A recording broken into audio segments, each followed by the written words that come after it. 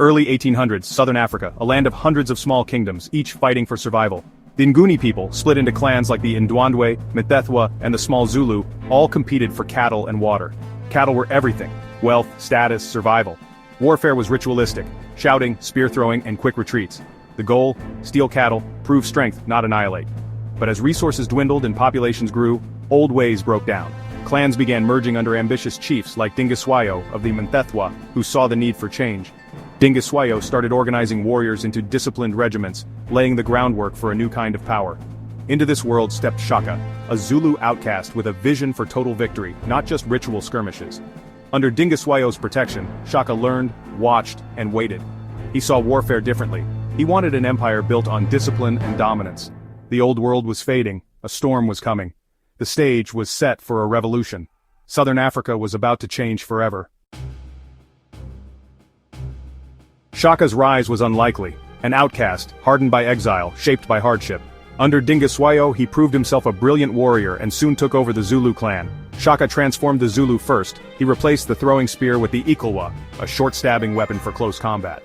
He introduced larger cowhide shields, perfect for offense and defense. Shaka built a standing army. Young men lived in barracks, trained relentlessly, and owed loyalty only to him. Discipline was brutal. Cowardice meant death. He forged a brotherhood, not just an army. Shaka's greatest innovation was the buffalo horns formation. The chest pinned the enemy, the horns encircled, and reserves struck where needed. This tactic was devastating. Neighbors fell, and the Zulu Empire expanded rapidly. The era of chaos and conquest became known as the Mfecane, the crushing. Shaka's military machine changed Southern Africa forever.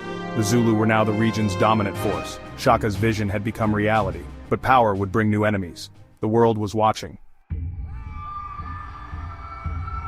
Shaka's reign ended in blood, assassinated by his own brothers Dingani and Muslangana. Dingani took the throne but lacked Shaka's genius and ruled with insecurity.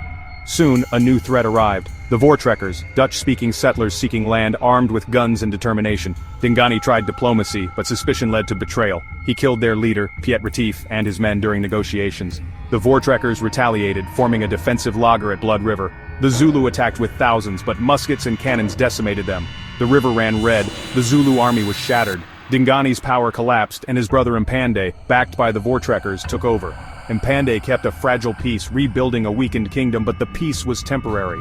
The British Empire was looming, bringing new ambitions and greater threats. The Zulu would soon face their greatest challenge yet. The world was closing in. The empire's fate hung in the balance.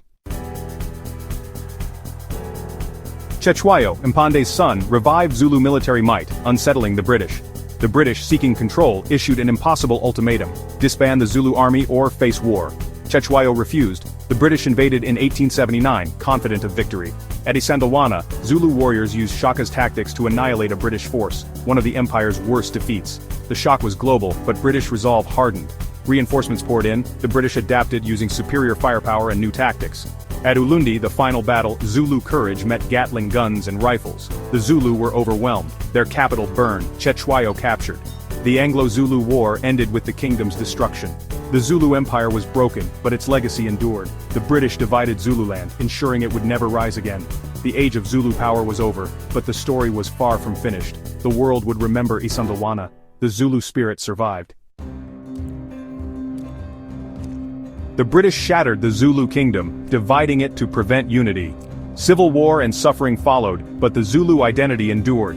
Their culture, language, and pride survived colonial rule. Stories of Shaka and Zulu resilience became symbols of resistance across Africa.